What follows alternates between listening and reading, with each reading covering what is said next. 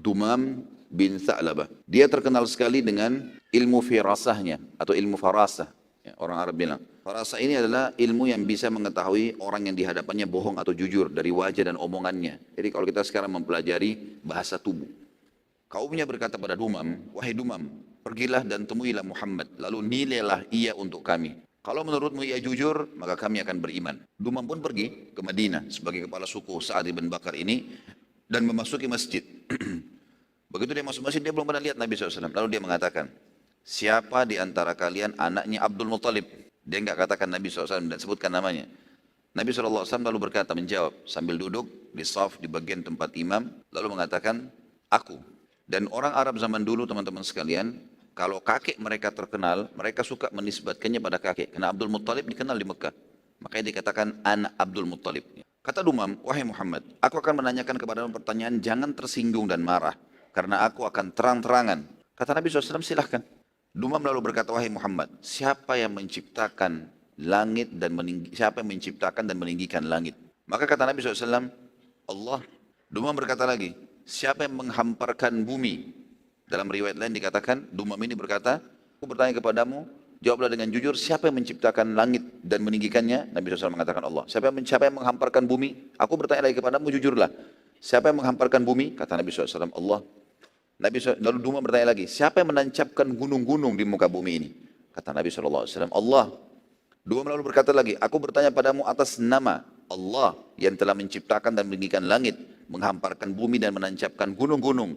Apakah Allah yang telah mengutusmu pada kami? Nabi SAW pada saat itu lagi berbaring. Ya, biasanya Nabi SAW tradisi kalau lagi ngobrol sama sahabatnya, kadang-kadang duduk, kadang-kadang beliau ittika, beliau meletakkan siku kanannya di tanah, kakinya yang lonjor alaihissalam lalu berbicara dengan para sahabat. Menunjukkan waktu itu adalah waktu santai. Maka pada saat mendengarkan ini, tadinya Nabi SAW lagi berbaring, lalu duduk. Karena pentingnya pertanyaan ini. Ditanya atas nama Allah pencipta langit, meninggikan pencipta langit dan bumi dan menancapkan gunung-gunung. Maka Nabi SAW pun menjawab dengan sangat yakin dan tegas, iya. Dumam berkata lagi, aku bertanya atas nama Allah. Ya, pada saat itu langsung dia mengatakan begini, aku bersaksi bahwasanya tidak ada Tuhan yang berhak disembah selain Allah dan engkau adalah benar utusannya. Syahadat dia.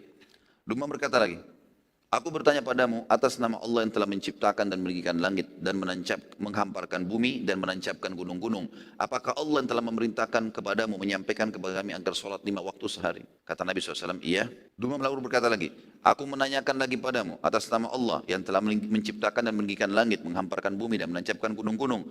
Apakah Allah yang memerintahkanmu kepada kami agar menyampaikan kepada kami mengeluarkan zakat dari harta-harta kami? Kata Nabi SAW, iya. Dumam tanya lagi, aku menanyakan padamu atas nama Allah yang telah menciptakan dan meninggikan langit, menghamparkan bumi, menancapkan gunung-gunung. Apakah Allah memerintahkan kepadamu agar memerintahkan kami untuk puasa Ramadan selama sebulan? Kata Nabi SAW, iya. Dumam bertanya lagi, aku bertanya kepadamu atas nama Allah yang telah menciptakan dan meninggikan langit, menghamparkan bumi, menancapkan gunung-gunung. Apakah Allah yang memerintahkan kamu agar kami haji ke Baitillah, ke Ka'bah? Kata Nabi SAW, iya. Kata Dumam langsung, demi Allah, aku tidak akan menambah dan menguranginya. Ini aku pegangi. Lalu Dumam pun pulang ke kaumnya dan mengajak mereka masuk Islam. Nabi SAW waktu melihat Dumam pergi, beliau mengatakan, sungguh beruntung bila ia benar. Kalau orang ini jujur, benar. Riwayat lain, siapa yang ingin melihat salah satu penghuni surga, maka lihatlah orang ini. Artinya, betul-betul Nabi SAW mendapatkan wahyu kalau orang ini adalah jujur. Dan di sini teman-teman sekalian, yang dimaksud dengan dari awal dari ilmu farasah segala macam, Dumam bertanya sesuatu yang benar dan dia ingin jawaban yang tidak gugup, ya, tidak ragu. Jadi bukan berarti farasah ini nebak-nebak orang, enggak. Memang faktanya pada saat dia bertanya, orang itu gugup menjawab. Kalau orang benar pasti dia gampang menjawabnya. Apa kamu tadi ke masjid? Iya. Jadi kalau enggak dia pasti ragu untuk menjawab. Ada Allah SWT berikan beban dalam jiwanya untuk menjawab karena dia tahu dia dirinya bohong gitu. Maka Dumam gara-gara itu masuk Islam dan semua sukunya masuk Islam gara-gara ini. Dan ini juga menandakan teman-teman sekalian pelajaran di sini. Bolehnya seseorang bertanya hal yang dia perlukan untuk menambah keyakinannya. Kita tahu dalam Al-Quran bagaimana Ibrahim alaihissalam meminta kepada Allah SWT agar diperlihatkan bagaimana menciptakan hewan-hewan. Waktu ditanya, bukankah kau sudah beriman? Kata Ibrahim apa? Bala, walakin yatma'inna qalbi. Benar, tapi aku ingin tenangkan hatiku. Memastikan ini adalah benar semuanya. Jadi boleh saja. Begitu juga Musa alaihissalam minta agar diperlihatkan kepada Allah, diperlihatkan Allah SWT. Sampai akhirnya dia tidak mampu melihatnya dan dia lebih yakin lagi tentang kebenaran Allah Subhanahu wa taala. Jadi bolehnya bertanya di sini kalau memang diperlukan dan untuk menguatkan keyakinan. Selain daripada ini, kalau bertanya hanya untuk menyaingi para ulama atau para dai sekarang atau sengaja mencari-cari kesalahan mereka, ini semua mazmum, ini enggak boleh. Nabi SAW melarang untuk belajar ilmu agama untuk menyaingi para ulama, niatnya untuk bersaing dengan mereka, ini enggak benar. Tapi bagaimana kita belajar untuk mendapatkan ilmu. Selanjutnya, utusan dari wilayah Najran. Dan ini kaum Nasrani. Mereka, Najran ini seluruh wilayahnya Nasrani. Nabi SAW mengirim surat secara khusus ke wilayah Najran dan penguasanya. Karena mereka Nasrani, mereka sebenarnya tahu orang yang paling dekat memahami Islam pada saat itu orang Nasrani semestinya. Nabi SAW mengirim surat seperti biasa menawarkan Islam dan kalau mereka nolak ada jizyah, kalau mereka nolak maka akan terjadi peperangan. Surat Nabi SAW ini tiba di tangan pemimpin mereka dan pada saat itu pendeta yang menentukan keputusan di wilayah Najran. Pendeta tersebut sangat mengetahui kalau ini adalah zaman keluarnya Nabi dari turunan Ismail alaihissalam dan keluar dari wilayah Mekah.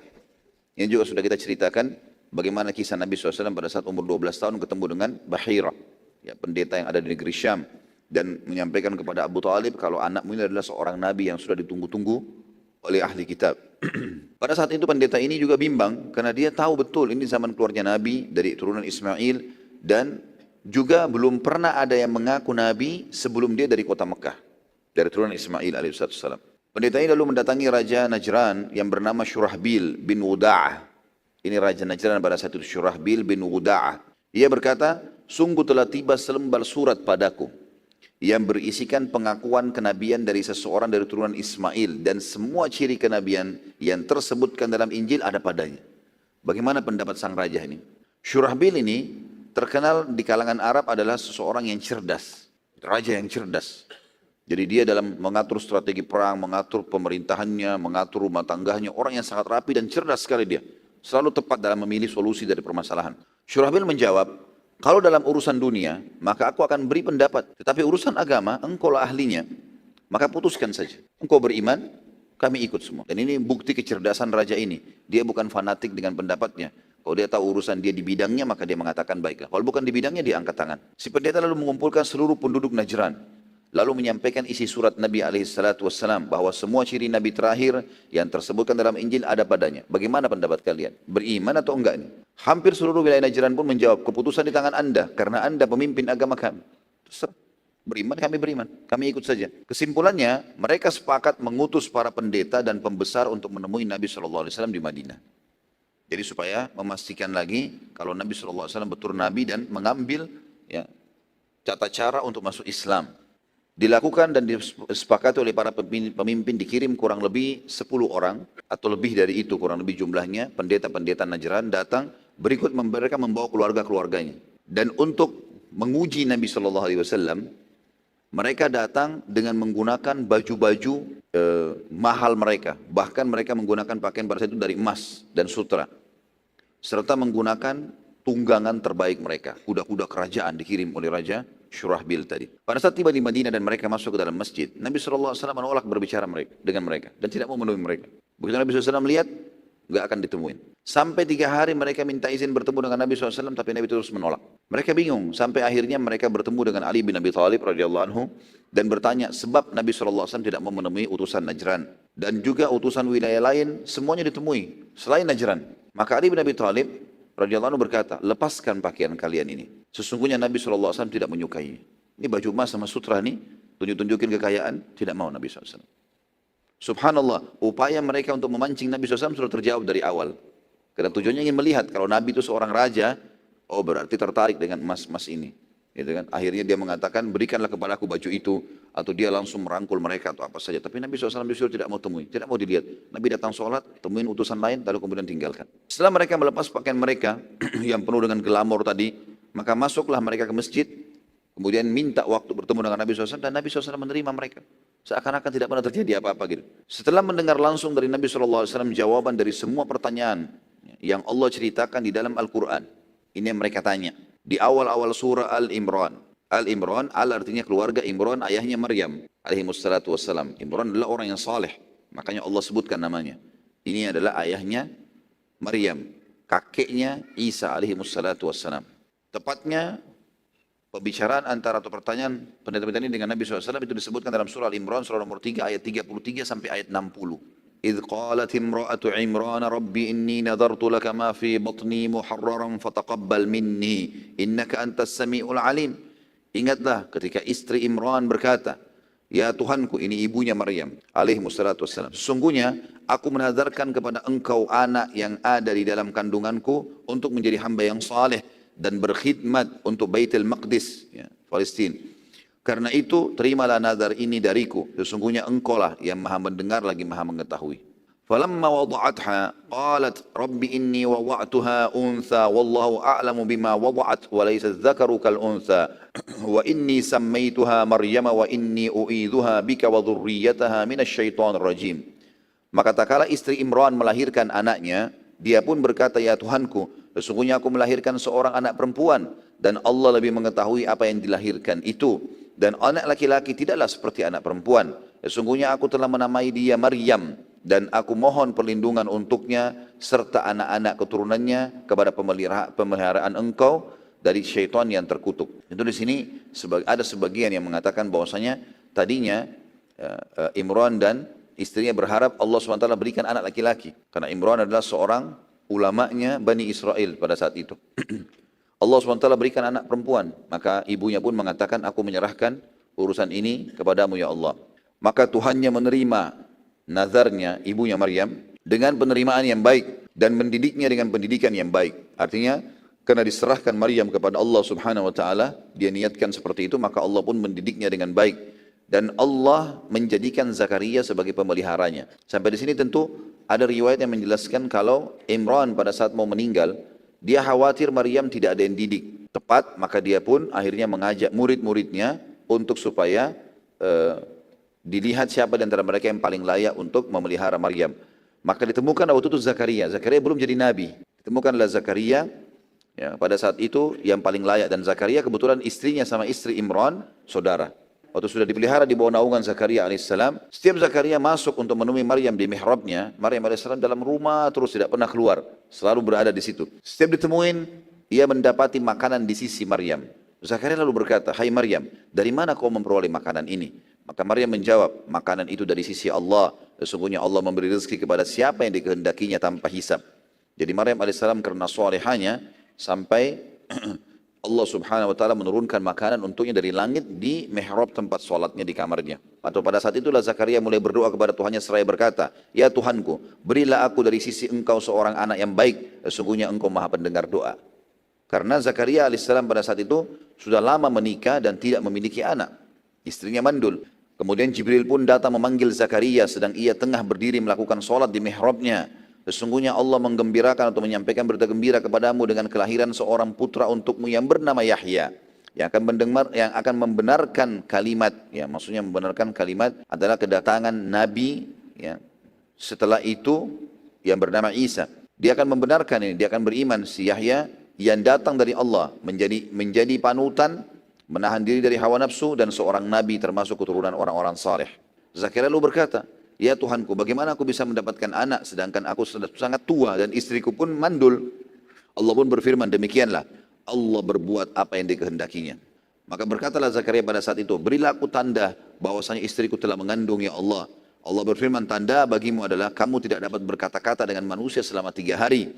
Kecuali dengan isyarat saja. Dan sebutan nama Tuhanmu sebanyak-banyaknya serta bertasbih dari waktu pagi dan petang. Artinya, Nabi Zakaria AS minta, ya Allah kalau istriku hamil, karena waktu itu Zakaria umurnya tua sekali. Pada saat hamil ini umurnya Zakaria 100 tahun dalam beberapa athar disebutkan dan istrinya 90 tahun. Maka Zakaria penasaran ingin lihat, sebelum istriku perutnya besar aku sudah tahu kalau dia hamil ya Allah. Maka Allah mengatakan tanda-tandanya pada saat istrimu hamil adalah kau tidak bisa tiba-tiba suaramu hilang, nggak bisa ngomong sama orang. Dalam 3 hari hilang suara sama sekali dan kau hanya bisa memberikan isyarat. Kecuali suara Zakaria AS keluar kalau bertasbih dan berzikir kepada Allah Subhanahu wa taala. Dan ingatlah ketika malaikat Jibril berkata, hai Maryam, sungguhnya Allah telah memilih kamu, mensucikan kamu dan melebihkan kamu atas segala wanita di dunia ini yang semasa dengan kamu. Tentu ini juga pelajaran teman-teman sekalian. Laki-laki dan perempuan tetap bisa mulia di sisi Allah Subhanahu wa taala. Ya. Walaupun memang semua nabi-nabi dari kalangan laki-laki, tetapi bukan berarti wanita tidak diberikan posisi yang tinggi di sisi Allah Subhanahu wa taala. Keberadaan Isa alaihissalam justru karena kesolehannya ibunya Maryam alaihissalatu wassalam. Hai Maryam, taatlah kepada Tuhanmu, sujud dan rukuklah bersama orang-orang yang rukuk. Artinya, sebagian ulama tafsir bilang, sholatlah berjamaah. Yang demikian itu adalah sebagian dari berita-berita gaib yang kami wahyukan kepadamu, hai Muhammad. Semua tadi yang disampaikan itu, kau tidak tahu. Padahal kamu tidak hadir berserta mereka pada saat itu. Ketika mereka melemparkan anak-anak panah mereka untuk mengundi siapa di antara mereka yang akan memelihara Maryam. Dan kamu tidak hadir di sisi mereka ketika mereka bersengketa. Artinya waktu Imran akan meninggal dunia, ini murid-muridnya dikasih pilihan. Siapa kira-kira atau diundi siapa yang akan memelihara Maryam. Ingatlah ketika malaikat berkata, hai Maryam, sesungguhnya Allah menggembirakan kamu atau menyampaikan berita gembira kepadamu tentang kelahiran seorang putra yang diciptakan dengan kalimat. Maksudnya membenarkan ya, kedatangan seorang nabi yang diciptakan pada saat itu. Maksudnya membenarkan risalah nabi-nabi sebelumnya dan Nabi Muhammad SAW setelahnya. Yang datang dari sisi Allah, namanya Al-Masih Isa putra Maryam. Seorang terkemuka di dunia dan juga di akhirat dan termasuk orang yang dekat dengan Allah. Maryam berkata, ya Tuhanku, betapa mungkin aku mempunyai anak? Bagaimana bisa? Padahal aku belum pernah disentuh oleh seorang laki-laki pun. Allah pun berfirman melalui perantara Jibril alaihissalam, demikian Allah menciptakan apa yang dikehendakinya. Apabila Allah berkehendak menetapkan sesuatu, maka Allah hanya cukup berkata, jadilah maka jadilah ia. Dan Allah akan mengajarkan kepada Isa itu Alkitab, maksudnya adalah Injil. Sebagian ulama mengatakan makna Alkitab di sini adalah menafsirkannya dengan pelajaran menulis. Dan ada pula yang menafsirkan dengan kitab-kitab yang diturunkan Allah sebelum Taurat dan Injil. Dan sebagai seorang Rasul kepada Bani Israel yang berkata kepada mereka, sesungguhnya aku telah datang kepadamu dengan membawa satu mukjizat dari Tuhan kalian. Yaitu aku membuat untuk kalian dari tanah biasa dibentuk seperti burung. Kemudian aku meniupnya, maka ia menjadi seekor burung dengan seizin Allah. Itu salah satu mukjizat Nabi Isa AS. Dan aku menyembuhkan orang-orang yang buta sejak dari lahirnya dan orang yang berpenyakit sopak. Dan aku menghidupkan orang mati dengan izin Allah. Ini sempat hal mukjizat. Siapapun yang mau beriman, butuh bukti, maka bisa orang matinya yang dia tunjuk dihidupkan oleh Isa AS. Tapi setelah itu meninggal lagi. Dan aku kabarkan kepada kalian apa yang kalian makan dan apa yang kalian simpan di rumah-rumah kalian. Sesungguhnya pada demikian itu adalah satu tanda-tanda kebenaran kerasulanku bagi kalian jika kalian sungguh-sungguh beriman. Dan aku datang kepada kalian membenarkan Taurat yang datang sebelumku dan untuk menghalalkan bagimu atau bagi kalian sebagian yang telah diharamkan bagi kalian. Jadi ada yang diharamkan dalam Taurat, dalam Injil dihalalkan. Dan aku datang kepada kalian dengan membawa suatu tanda mukjizat dari Tuhan kalian, karena itu bertakwalah kepada Allah dan taatlah kepadaku. Bagaimana dialog Nabi SAW terjadi dengan orang-orang Najran. Di sini ayat ini jelas-jelas bagaimana menggambarkan Isa AS bukan anak Tuhan, bukan Tuhan. Dan memang Isa pun berkata di ayat 51, sesungguhnya Allah Tuhanku dan Tuhan kalian, hai Bani Israel, maka sembahlah dia saja, itu jalan yang lurus, nggak boleh menyekutukannya. Maka tak kala Isa mengetahui keingkaran mereka, Bani Israel, ada di antara mereka yang beriman, ada yang tidak. Maka Isa pun berkata alaihissalam, siapakah yang akan menjadi penolong-penolong untuk menegakkan agama Allah? Maka para Hawariyun, atau istilah ini adalah para sahabat setiahnya Nabi Isa AS. Kalau kita seperti sahabat Nabi SAW, Abu Bakar, Umar, Uthman dan seterusnya. Radhiyallahu ajma'in. Para Hawariyun menjawab, kamilah penolong-penolong agama Allah. Kami beriman kepada Allah dan saksikanlah bahwa sungguhnya kami adalah orang-orang yang berserah diri. Ya Tuhan kami telah beriman kepada apa yang telah Engkau turunkan dan telah kami ikuti Rasul. Karena itu masukkanlah kami dalam golongan orang-orang yang menjadi saksi atas keesaan Allah. Orang-orang kafir mulai mengatur tipu daya. Jadi zaman Nabi Isa AS pun banyak orang-orang yang kufur kepada beliau dan mengatur tipu daya untuk membunuh Isa. Dan Allah membalas tipu daya mereka. Dan Allah sebaik-baik pembalas tipu daya. Ingatlah ketika Allah berfirman, dan makna ingat dalam Al-Quran artinya pelajarilah. Hai Isa, sesungguhnya aku akan menyampaikan kepadamu atau menyampaikan kamu kepada akhir ajalmu dan mengangkat kamu kepadaku serta membersihkan kamu dari orang-orang kafir dan menjadikan orang-orang yang mengikuti kamu di atas orang-orang yang kafir hingga hari kiamat. Kemudian hanya kepada akulah engkau akan dikembalikan dan aku memutuskan di antaramu dengan hal-hal atau di antara kalian hal-hal yang telah kalian perselisihkan. Jadi waktu itu terjadi peperangan antara Nabi Isa AS dengan orang-orang yang kufur di antara kaumnya. Ya. Sampai puncak-puncaknya mereka berusaha untuk membunuh dan mensalib Isa AS. Adapun orang-orang kafir, maka aku akan siksa, kata Allah, mereka dengan siksa yang sangat keras di dunia dan juga di akhirat. Dan mereka tidak memperoleh penolong. Adapun orang-orang yang beriman, dan juga mengerjakan amal-amal soleh yang telah diturunkan dalam Injil pada saat itu, maka Allah akan memberikan kepada mereka dengan pahala yang sempurna ya, sebagai balasan amal-amal mereka, dan Allah tidak menyukai orang-orang zalim. Demikianlah kisah Isa, kami membacakan kepadamu hai Muhammad sebagai bukti dari tanda-tanda kerasulannya dan membacakan Al-Quran ini kepadamu dengan penuh hikmah. Artinya kalau bukan Nabi SAW, Nabi tidak mungkin bisa merincikan seperti ini. Sesungguhnya perumpamaan penciptaan Isa di sisi Allah adalah sama dengan penciptaan Adam. Allah menciptakan Adam dari tanah, kemudian Allah berfirman kepadanya, jadilah seorang manusia, maka jadilah dia. Apa yang telah kami ceritakan kepadamu, hai Muhammad, ini adalah benar, yang datang dari Tuhanmu, karena itu janganlah kamu termasuk orang-orang yang ragu-ragu. Allah Subhanahu wa Ta'ala menjelaskan panjang lebar pembicaraan Nabi SAW dengan para pemuka dan pendeta wilayah Najran. Dan ayat-ayat di atas menggambarkan tentang dakwah Nabi SAW kepada mereka. Karena mereka datang, lalu mereka menanyakan tentang Isa alaihissalam dalam Islam. Maka Allah pun menurunkan tadi ayat-ayat tersebut, menceritakan tentang bagaimana kisah pertama ibunya Maryam, sampai akhirnya menyerahkan Maryam kepada Allah, lalu kemudian dididik oleh Zakaria, lalu kemudian Maryam datangi oleh Jibril alaihissalam, lalu kemudian hamillah tanpa suami, sampai akhirnya Allah menjelaskan di penutup-penutupan ayatnya tadi, kalau perumpamaan Isa sama dengan Adam di sisi Allah. Ya, dua-duanya diciptakan dari tanah dan dikatakan jadi, maka jadilah dia. Tidak melalui proses biologis. Ya. Karena orang-orang Nasrani pun sempat bingung dan mengatakan, sebagian mereka mengatakan, kalau Maryam punya suami, entah dinamakan Yusuf, dinamakan nama, pokoknya nama-nama banyak diberikan, itu adalah dianggap suaminya Maryam sehingga lahirlah Isa alaihissalam. Ini tidak benar. Makanya Allah SWT menekankan di ayat terakhir tadi, ini benar dari informasi dari Tuhanmu, maka jangan kamu ragu-ragu. Yang lain daripada ini sudah tidak benar. Allah juga melanjutkan lagi beberapa ayat. Setelah itu turun juga firman Allah, lanjutannya ayat 62 sampai 74. Yang bunyinya, A'udzubillahi minasyaitonirrajim, inna hadza lahuwal qasasul haqq, wa ma min ilahin illallah, wa innallaha lahuwal azizul hakim. Sesungguhnya ini adalah kisah yang benar tentang Isa dan ibunya alaihi wassalatu wassalam. Dan tidak ada Tuhan yang berhak disembah selain Allah. Tidak ada sekutu bersamanya. Allah tidak punya anak, tidak beranak, tidak diperanakan. Dan sesungguhnya Allah, dialah yang maha perkasa lagi maha bijaksana.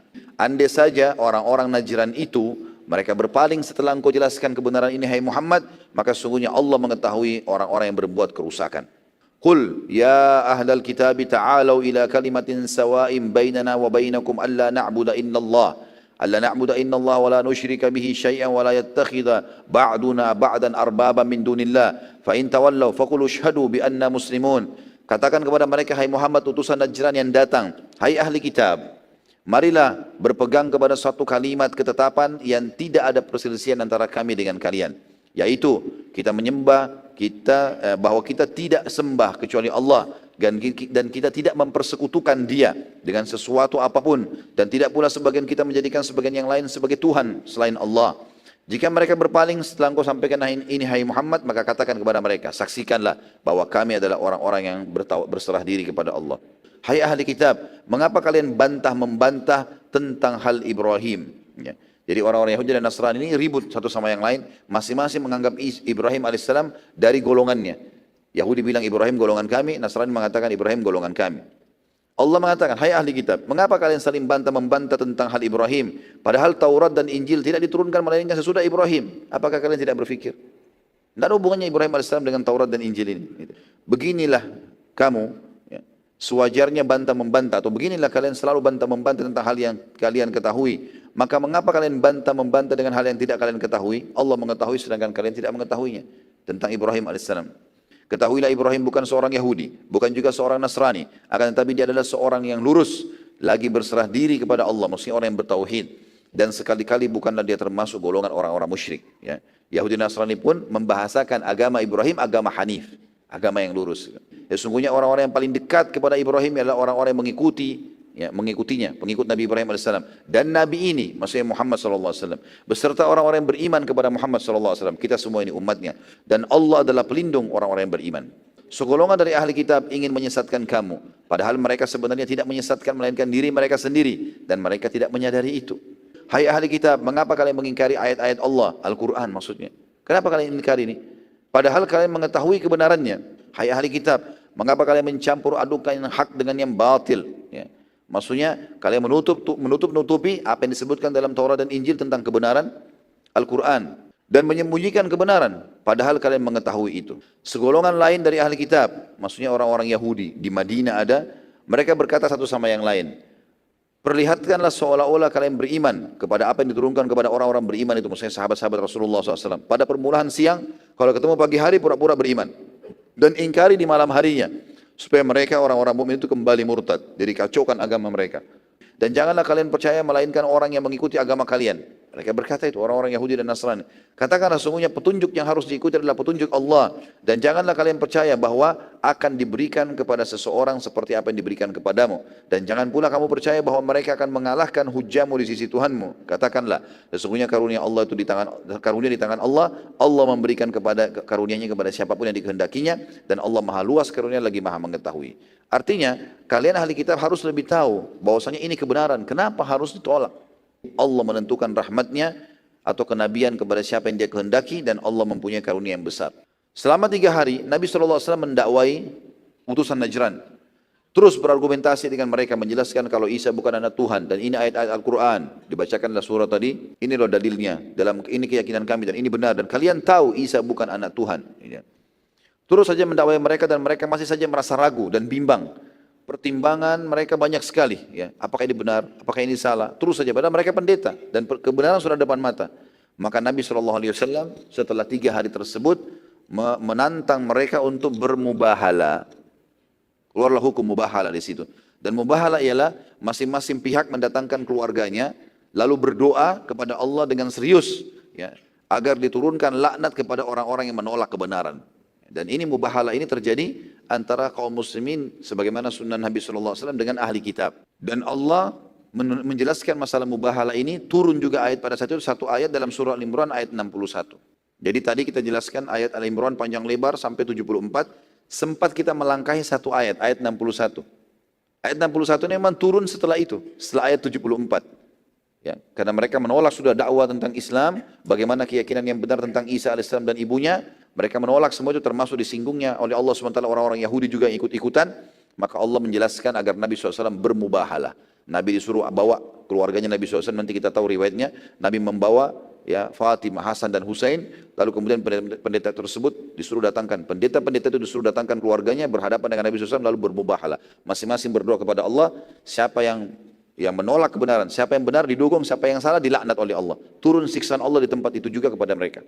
Allah mengatakan a'udzubillahi minasyaitonir Al-Imran 61-nya, "Faman hajjaka fihi min ba'di ma ja'aka minal ilmi faqul ta'alu nad'u abna'ana wa abna'akum wa nisa'ana wa nisa'akum wa anfusana wa anfusakum thumma nabtahil." Ini saksi bahasan, "Thumma nabtahil fanaj'al la'natallahi 'alal kadhibin."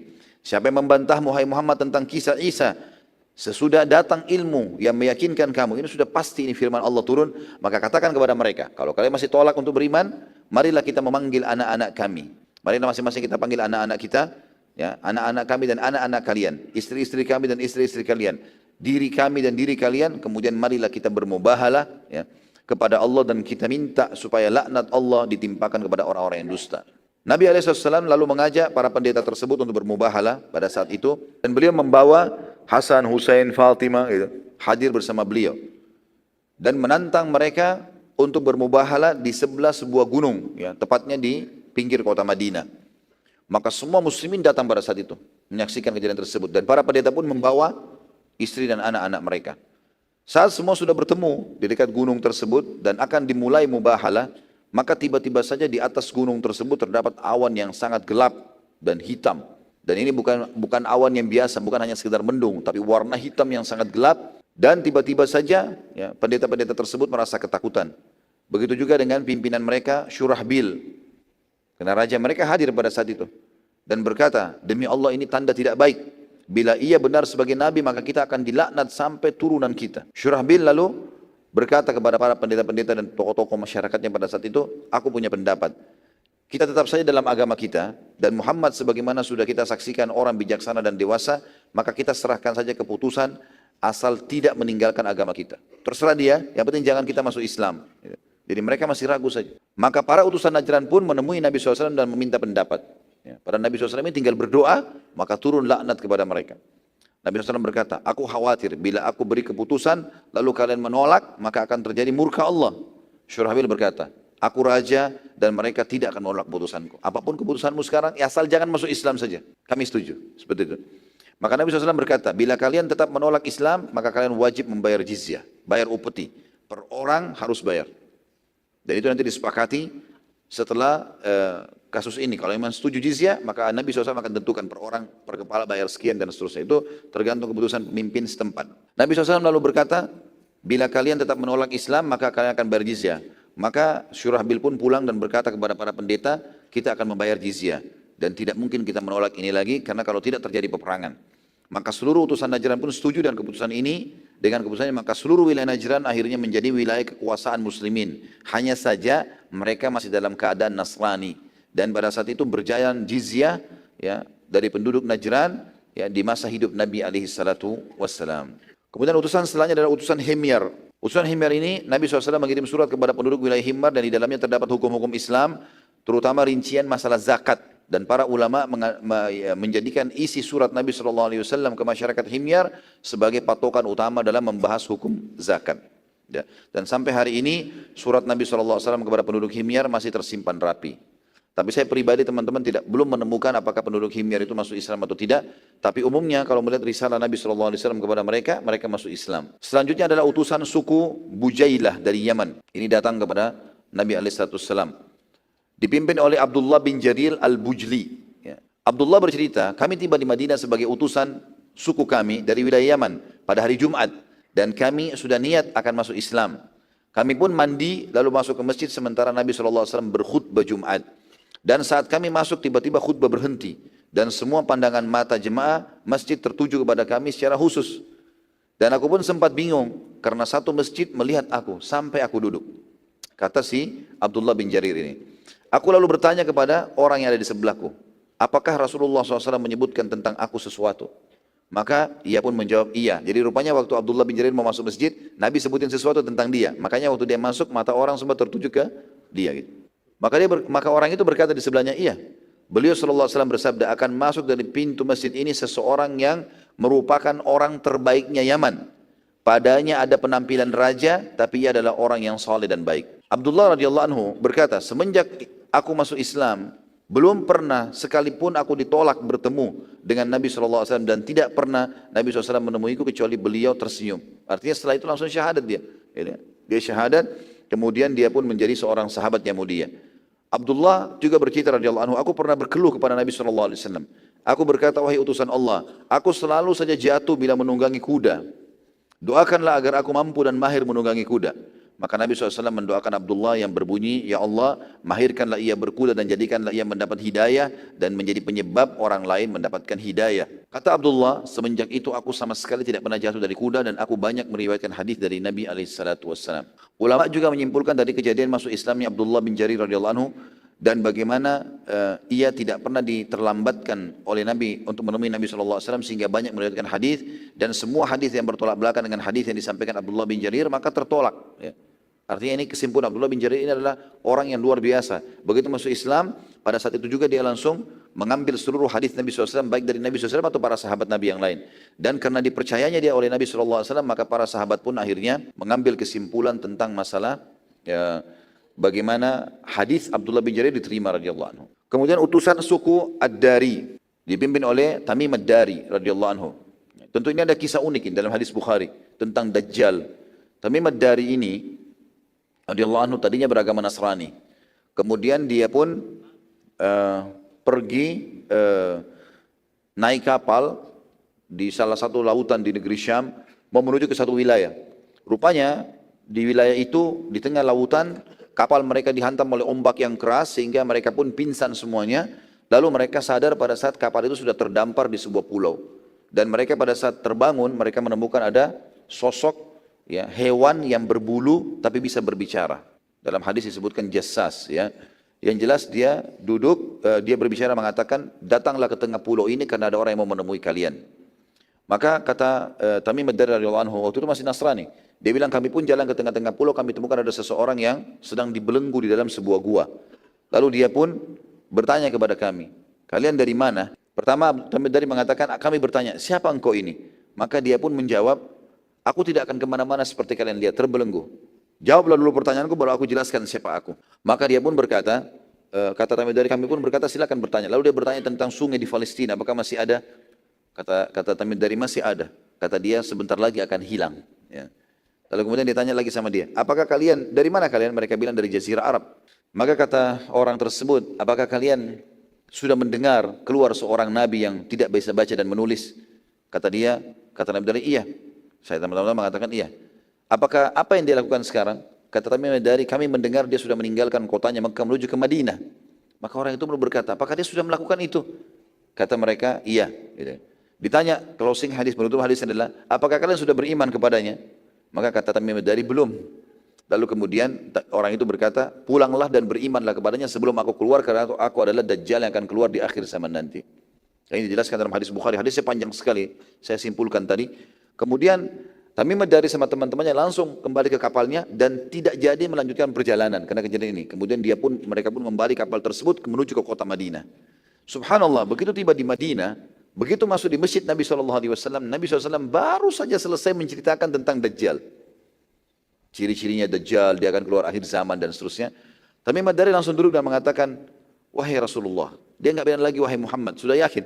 Kami memiliki cerita. Seperti inilah ceritanya, diceritain sama dia. Waktu dia menceritakan tentang Dajjal, Nabi SAW mengatakan sebentar, kumpulkan muslimin.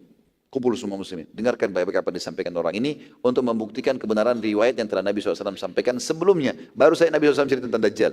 Lalu ini bukti lapangan orang ini menemukannya. Dan ini juga sebagian ulama berpegang pada hadis yang mengatakan Dajjal sudah ada. Ya. Cuma kuasa Allah SWT diletakkan di mana, Allahu a'lam. Karena di situ juga tidak disebutkan di pulau mana. Keadaannya Tamim Ad-Dari dan teman-temannya pingsan pada saat itu. Akhirnya terjadilah masuk Islam Tamim Ad-Dari radhiyallahu anhu dan menjadi seorang sahabat yang mulia. Kemudian utusan suku Harith bin Ka'ab. Pada tahun 9 Hijriah, Nabi SAW mengutus Khalid bin Walid menyerang suku Harith bin Ka'ab. Yang akhirnya membuat mereka menyerahkan diri dan mengutus utusan mereka ke Madinah. Para utusan mereka datang, maka pertama kali Nabi SAW berkata-kata dengan sangat tegas dan menjadi penyebab semua suku Arab berdatangan tanpa tunggu lagi diserang. Jadi karena suku ini tidak mau datang, Nabi SAW menunggu sekarang. Setelah perang Tabuk, semua harus datang masuk Islam. Yang tidak datang diserang. Beliau SAW berkata, apakah kalian diserang terlebih dahulu baru mau datang masuk Islam? Nabi SAW mengurangi perkataan tersebut sampai berulang-ulang kali. Lalu Nabi SAW menutup perkataan mengatakan, demi Allah, bila setelah Khalid bin Walid datang pada kalian dan kalian tetap juga tidak mau masuk Islam, maka aku akan menjadikan leher-leher kalian di bawah telapak kakiku. Artinya aku akan membunuh, hukum mati. Kenapa kamu masuk Islam? Sampai akhirnya pimpinan mereka berdiri dan berkata, sungguh Allah dan Rasulnya lebih pantas dimuliakan. Demi Allah, wahai utusan Allah, bukan anda juga Khalid yang telah membuat kami datang, tetapi Allah. Maka Nabi SAW menjawab, benar. Setelah kejadian perkataan Nabi SAW tersebut kepada suku Harith tadi, maka tersebar berita bahwasanya Nabi SAW mulai hari ini tidak akan lagi berlemah lembut kepada orang yang menolak Islam di Jazirah Arab. Harus datang semuanya.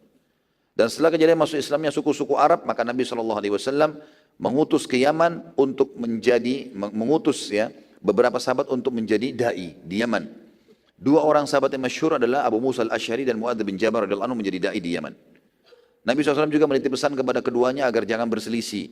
Lalu Nabi SAW memeluk Mu'adz bin Jabal seraya berkata kepadanya, mungkin aku tidak akan menemuimu lagi setelah tahun ini.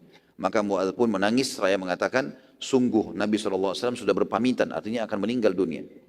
Dan gara-gara ini juga teman-teman sekalian, semua suku-suku datang masuk Islam. Setelah suku Harith ini semuanya tidak terkecuali Jazirah Arab datang semuanya. Maka turunlah surah An-Nasr pada saat itu. A'udzubillahi minasyaitonir rajim. Idza jaa nasrullahi wal fath wa ra'aitan nasa yadkhuluna fi dinillahi afwaja fasabbih bihamdi rabbika wastaghfirhu innahu kana tawwaba. Apabila telah datang pertolongan dan kemenangan dari Allah.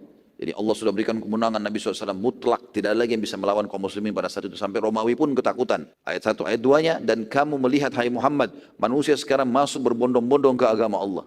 Ini janji Allah selama ini kau tunggu, cuma yang beriman. Dan kita lihat transisi subhanallah, 13 tahun, dari 23 tahun dakwah Nabi SAW, 13 tahun cuma 153 orang. 10 tahun fasa Madinah, seluruh Jazirah Arab beriman. Baik mau atau tidak mau, kalau tidak mau diperangi. Kalau nggak mau pun harus bayar jizyah. Ya minimal bayar jizyah di sini. Maka ayat 3-nya bertasbihlah dan memuji Tuhanmu dan memohon ampunlah, sesungguhnya Dia Maha menerima taubat. Pada saat turun surah ini, maka semua sahabat bergembira kecuali Abu Bakar radhiyallahu anhu. Beliau sempat menangis terisak-isak. Para sahabat bertanya, kenapa anda menangis wahai Abu Bakar? Bukankah ini berita gembira bahwasanya agama Allah sudah diterima semuanya? Maka Abu Bakar menjawab, ayat-ayat ini pertanda perpisahan antara kita dengan utusan Allah. Maka Nabi SAW pun mengatakan Abu Bakar benar. Artinya sudah turun ayat ini, agama Allah sudah menang, berarti yang diutus sudah selesai tugasnya. Akan meninggal dan tidak ada sahabat yang tangkap pada saat itu kecuali Abu Bakar. Setelah turun surah An-Nasr, agama telah disempurnakan oleh Allah Subhanahu Wa Taala dan menandakan bahwasanya Nabi SAW akan meninggal dunia karena tugas beliau sudah selesai. Surah An-Nasr sesuai dengan namanya, artinya kemenangan yang Allah berikan. 4 tahun sebelum kejadian turunnya surah ini terjadi kesepakatan Hudaybiyah. 4 tahun saja. Setelah itu Allah SWT berikan surah ini, kemenangan. Dan saat itu jumlah muslimin yang ikut berperang bersama Nabi SAW cuma 1.400 orang saja. Ya, maksudnya pergi ke Hudaybiyah. Bukan perang ya, kesepakatan Hudaybiyah. Saat pembebasan kota Mekah jumlah muslimin membengkak menjadi 10.000 orang. Dari 1.400 jadi 10.000 orang. Ini selisihnya juga cuma 1 tahun atau 2 tahun. Kemudian setelah itu, setelah turun surah ini, jumlah muslimin menjadi 100.000 orang. Bahkan terus berkembang sampai menjelang hari kiamat. Tentu saja kita tahu bahwa muslimin sekarang penduduk bumi yang paling banyak. Ya, dari 7,5 miliar kita populasinya setengah dari dunia ini. Hanya dalam 23 tahun dakwah Nabi SAW. Dan kita lihat di sini teman-teman yang dibutuhkan 2, sabar dan yakin. Kita balik, yakin dan sabar. Yakin terhadap kebenaran agama Allah SWT dan tidak mungkin salah apa yang sedang kita yakini, dan sabar dalam menyampaikannya. Ibnu Abbas radhiyallahu anhu berkata, makna ayat-ayat surah ini, An-Nasr adalah sudah saatnya engkau meninggal wahai Muhammad, dan sekarang tugas pengikutmu mengembang Islam. Sudah selesai agama ini, kamu sekarang harus meninggal dan akhirnya umatmu yang akan mengembangkan ayat ini.